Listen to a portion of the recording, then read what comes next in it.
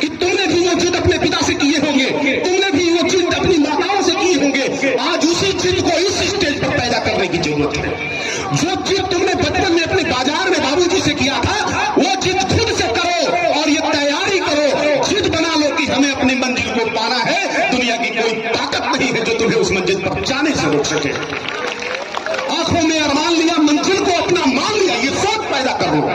और सूरज जैसा बनना है तो सूरज जैसा चलना होगा, और नदियों से आदर पाना है तो पर्वत छोड़ निकलना होगा, नदियों से आदर पाना है तो पर्वत छोड़ निकलना होगा।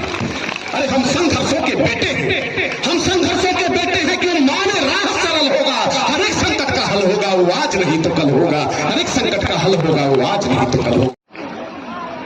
साथियों, हम लोग जब छोटे थे तो बाबूजी के साथ बाजार जाते थे। बाबूजी के साथ बाजार जाते समय हमारी एक जिद होती थी कि हमें ये गुब्बारा चाहिए। बाबूजी कहते पैकेट में पैसा नहीं है, कल खरीद देंगे।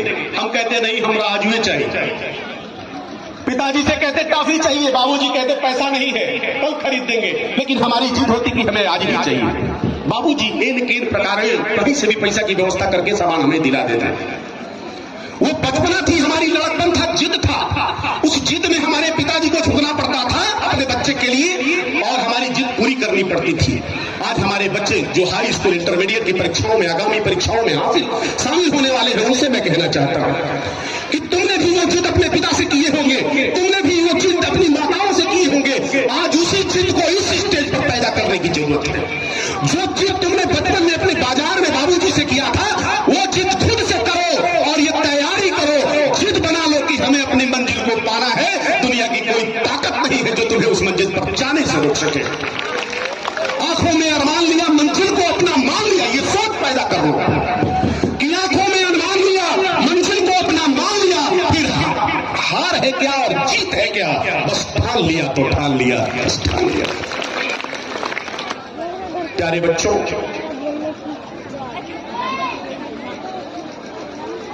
हम लोग तालाब में बरसात के दिनों में मेढक देखते थे कि निकल के बाहर आ जाते हैं।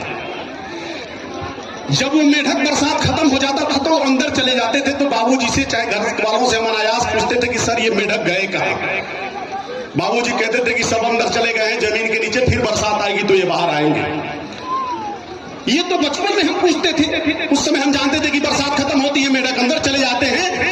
लेकिन डॉक्टर विनीत कुमार यादव जैसे विद्वानों के जब संपर्क में हम लोग आए तो पता चला कि विज्ञान कहता है कि मेढक जमीन के जितना अभी नीचे चले जाएंगे वो मरेंगे नहीं।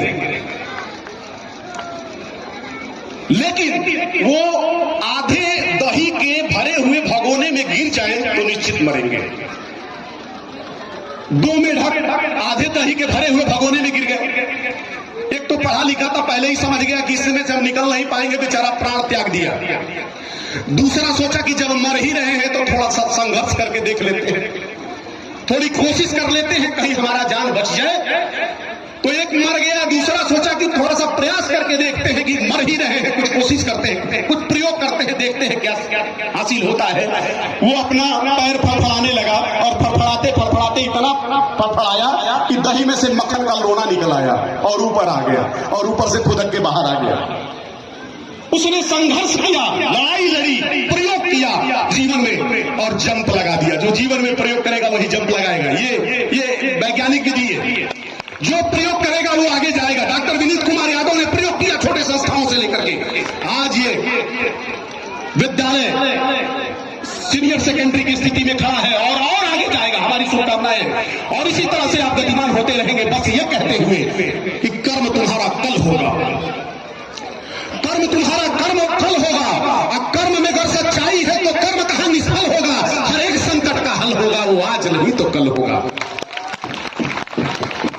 लोहा जितना तपता है उतनी ही ताकत बढ़ता है, सोने में जितनी आंच लगे वो उतना तेज निखरता है, हीरे में जितनी धार लगे वो उतना प्रखर चमकता है, मिट्टी का बर्तन पकता है तो धूल पर खूब कड़कता है, और सूरज जैसा बनना है तो सूरज जैसा चलना होगा, और नदियों से आदर पाना है तो पर्वत छोड़ निकलना होगा, नदियों से आदर पाना है तो पर्वत छोड़ निकलना होगा। अरे हम संघर्षों के बेटे हैं, हम संघर्षों के बेटे हैं कि माने राह सरल होगा।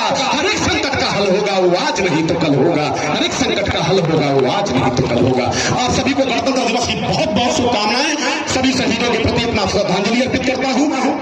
मजबूत मंच को, सशक्त मंच को, विशाल व्यक्तित्व को मैं नमन करता हूं और आगे की तमाम संभावनाओं के लिए आमंत्रित करता हूं अपने अनुज मंच संचालक शैलेश कुशवाहा को। आप सभी को धन्यवाद। भारत माता की जय।